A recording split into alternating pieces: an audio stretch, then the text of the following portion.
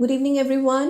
Once again, a very warm welcome to you to Quarantine Dialogues, a discourse on women issues. Firstly, I would like to thank you all for appreciating my video, the previous video, especially मेरे school teachers को और university professors को मेरा बहुत बहुत thanks from the core of my heart. Last video में I started a discussion on sexual harassment of women at work place act, prevention, prohibition and redressal. Prevention की हम बात कर रहे थे. A list of do's and don'ts, particularly for male employees, was discussed. 2 points पे हम discussion कर रहे थे. पहला कि talking sweet in offices is offensive, जैसे कि वर्ड्स यूज़ करने बेबी, बेब्स, प्रिंसेस जैसे. अगर आपने एड्रेस करना है अपने वुमेन कलीग्स को तो आप मैडम कह के या फिर उनके पहले नाम से ही एड्रेस करें एक ऑफिस एनवायरनमेंट के अंदर. दूसरा, इनअप्रोप्रिएट टचिंग. किसी भी सूरत में टच नहीं होना चाहिए. किसी भी बहाने से आप अपने वुमेन कलीग्स को टच नहीं करें, चाहे आशीर्वाद के बहाने से या फिर ये सोच के, ये कह के कि तुम तो मेरी बेटी जैसी हो. टच नहीं होना चाहिए. आज के इस वीडियो में नेक्स्ट 2 डूज एंड डोंट्स के ऊपर मैं बात करूँगी. तो पहला है कमेंट्स ऑन क्लोथिंग. आप जब एक ऑफिस एनवायरनमेंट में हैं तो अपना एटीट्यूड प्रोफेशनल ही रखें. कपड़ों के ऊपर कमेंटिंग नहीं होनी चाहिए कि आज आपकी विमेन कलीग ने साड़ी पहनी है, सूट पहना है या किस तरह के कपड़े पहने हैं. किसी भी सूरत में आप उनके कपड़ों के ऊपर कमेंट नहीं करें, चाहे आप उनके फ्रेंड्स ही क्यों ना हो. ऑफिस के अंदर सिर्फ प्रोफेशनल टॉक्स ही होनी चाहिए. फाइल्स रिलेटेड बात करें, वर्क रिलेटेड ही बात करें. क्योंकि अगर आप अपने विमेन कलीग को कोई कॉम्प्लीमेंट भी दे रहे हैं कि आज आपकी ड्रेस बहुत अच्छी है, तो ये भी ऑफेंसिव हो सकता है. Women are not in the office for compliment कि कोई वो पार्टी में आई हैं, वो वहाँ एक्चुअल रियल वर्क अपने बिजनेस के लिए आई हैं. सो ध्यान रखें कि किसी भी हालत में उनके कपड़ों पे ऊपर कमेंट नहीं होनी चाहिए.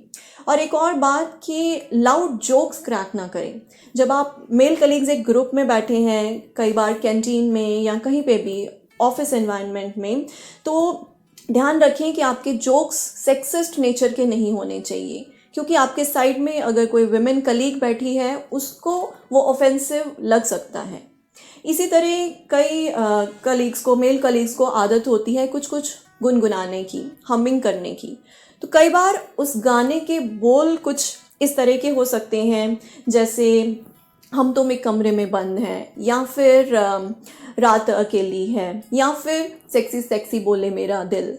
इस तरह के जो वर्ड्स हैं आपके गाने में, आप कहेंगे आप तो खुद के लिए गा रहे हैं, आप कौन सा किसी को सुना रहे हैं. लेकिन जब उसकी आवाज़, आपने जो गुनगुनाया उसकी आवाज़ आपके विमेन कलीग के कानों तक पहुंची तो शी कुड फील ऑफेंसिव. और इस एक्ट के तहत ये दंडनीय है. ध्यान रखें, ये जो एक्ट है sexual harassment of women eight work place act 2013, इस एक्ट के तहत अगर आप इस तरह का कुछ भी कमेंट, कुछ भी गाना गुनगुनाते हैं तो आपकी विमेन कलीग को ऑफेंसिव फील हो सकता है और इस एक्ट के तहत आपको पनिशमेंट भी मिल सकती है.